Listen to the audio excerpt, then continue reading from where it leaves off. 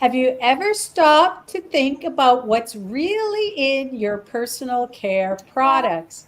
That From shampoo to lotion, these everyday products and items can contain hidden toxins that might be harmful to your health.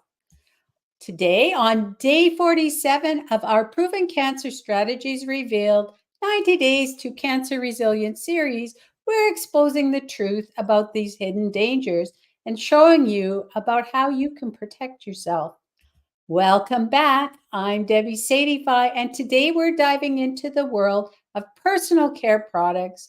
We'll explore some common toxic ingredients found in these products and why they're harmful, and how you can switch to safer plant based alternatives. Remember, not everything labeled natural is safe. Some natural products can still be hazardous. We'll also be referring back to day 45 when we did our own do it yourself body scrub and deodorant in the kitchen, giving you full control over what you put on your skin. So, what are the common toxic ingredients and their risks? Let's start by identifying some of the most common toxic ingredients lurking in our personal care products. These include parabens, phthalates, sulfates, it's a little bit of a theme, and formaldehyde releasing agents. So we'll start with the parabens. These are preservatives that are used to prevent the growth of mold and bacteria in cosmetic products. Parabens mimic or can mimic estrogen in the body, which has raised concerns about their potential link to hormone related cancers, particularly breast cancer. Breast cancer. Common parabens to watch for include methylparaben, ethylparaben, propylparaben, and butylparaben. At least they all end in paraben. Easier to tell. Some of them aren't as easy to figure out. All right.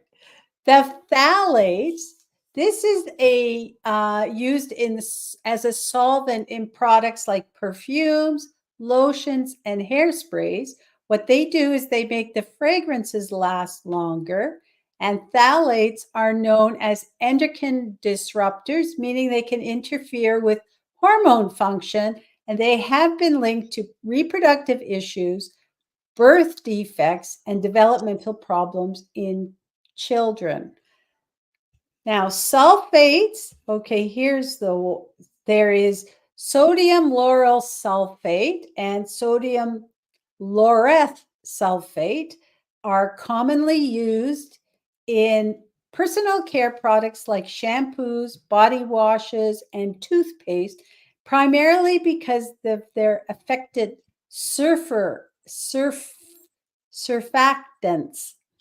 And surfactants are compounds that help to create lather and foam. And that will improve the cleaning process by allowing oils, dirts, and grime to mix with water and be rinsed away. And they can also help to disperse the ingredients evenly within the product. However, sulfates can strip the skin and the oil and the hair of natural oils, which leads to irritation and dryness. And finally, formaldehyde releasing agents.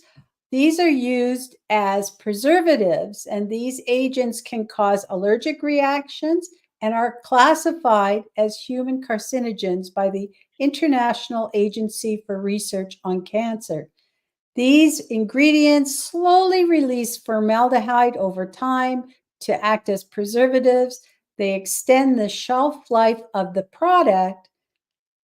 And here are some common ones. These ones don't actually say formaldehyde in them. So you have to be a little more astute. And I'm just, I hope I can, I don't even think I can pronounce all these, but let me try. Here's 6 common ones. There's DM, hydatone. Okay, so that doesn't have anything that says formaldehyde in it.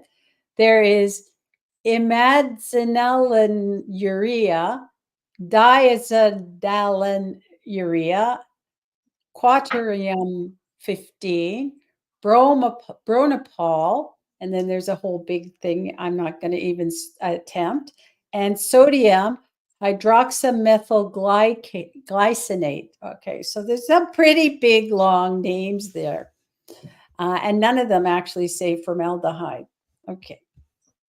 But one of the biggest issues with these toxins that is that they actually can accumulate in your body over time, potentially leading to chronic health issues, including hormone imbalance, reproductive problems, and even cancer.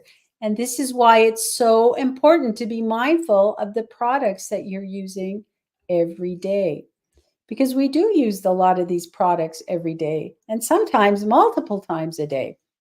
So instead of just looking for natural products, which can sometimes be misleading, you can look for plant-based alternatives that are transparent about their ingredients and committed to safety. Focus on products that are paraben-free and phthalate-free. These labels indicate that the product avoids some of these harmful chemicals. Fragrance-free or naturally scented, because synthetic fragrances are often phthalates. And so if you're choosing fragrance-free or naturally scented options, it can reduce your exposure. And look for something that's sulfate-free. They're gentler on your skin and your hair, and they help you to maintain the natural moisture balance. And you could also look for things that are certified organic or plant-based. Products with these labels are more likely to use ingredients that are safe and non-toxic. But what I said is more likely.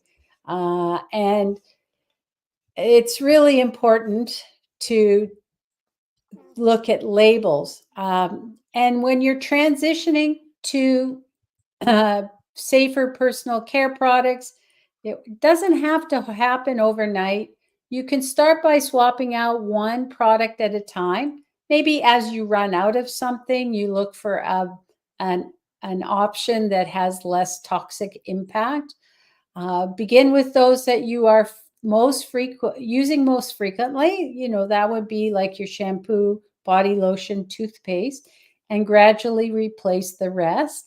And don't forget to check out our day 45 video in the kitchen where we made last week, our own toxin-free body scrub and deodorant. This is our DIY, giving you a hands-on way to control what you put on your skin. And I want to give you an update. I have been using my home made deodorant since we made it, and I actually really like it. It's actually pretty good. So I would give it a thumbs up or 2 thumbs up. And today I want to challenge you to take a closer look at the labels on your personal care products, identify any harmful ingredients, and consider making a switch to a safer plant-based alternative or a DIY, because it's actually pretty easy to make some of these products. And these small changes can make a big difference in your long-term health. Now let's take a look at maybe some questions that you might have.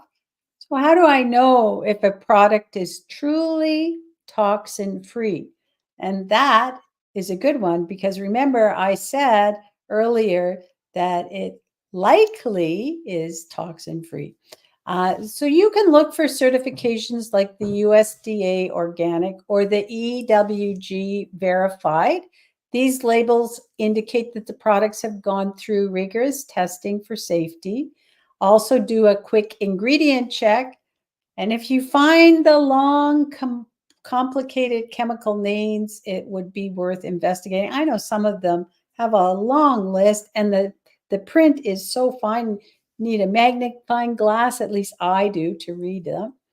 But you can, check that out. And as I mentioned before, a lot of products you can find on the EWG website, and they'll let you know if they are listed as safe green, or yellow caution, or red is ones that are particularly not so good to use.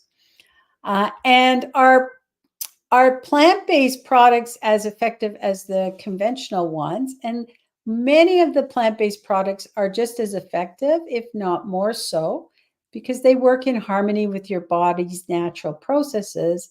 Plus, they are often come with added benefits like being gentler on sensitive skin.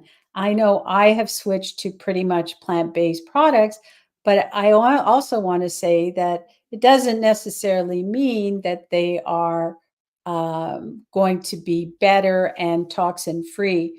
I found a couple of cleaning products that kind of, when I use them, I get a little bit of a whiff, and I can kind of feel my eyes stinging. And I think, wow, they must have something in them. So I've stopped using them. And I've really switched to using some more of the DIY type things. And you can make your personal care products at home. There's plenty of simple DIY recipes for personal care products that are basic, non-toxic, and they work well. You can create everything from face masks to what we did this last week, deodorants, right in your kitchen. Again, check out our day 45 video for some great ideas. And we had a beautiful chocolate mint scrub. All right. Any questions, OJ, before we wrap up? Yeah, I have a question. Some people say perfumes are fragrances gotten from plants and they are not also toxic. I would like to know what you think about body perfumes and stuff. So I know that a lot of perfumes do have added, they may start from plants, originate, but they a lot of times do have other ingredients in them. You do need to be careful. And I think it's, similar to other products, you really should watch your labels. If you want to get the scents without like the spray or the perfume, you can switch to essential oils is another way to do it. They work. If you can find a scent or a combination of scents that you like. I know essential oils are good. But again, you have to watch to make sure you're getting quality essential oils too. So no matter what you do, you really need to, I guess, buyer beware. Does that help? Yeah, that helps. Thank you. All right. Yes, So I want to thank you for I'm joining glad. us today. Yeah. Do you have another question? No, I you've answered my question already. Okay. Well, we're going to say thank you for joining us today on day 47 of our Proven Cancer Strategies Revealed series.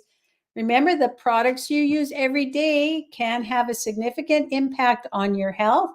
Making informed choices, you can reduce your toxin exposure and protect your well being. If you found this session helpful, like the video, you can subscribe to our YouTube channel and share it with somebody who could benefit from the information. Stay tuned for tomorrow when we are going to explore more on living toxin free and a cancer resistant life. Until then, we'll see you and be resilient.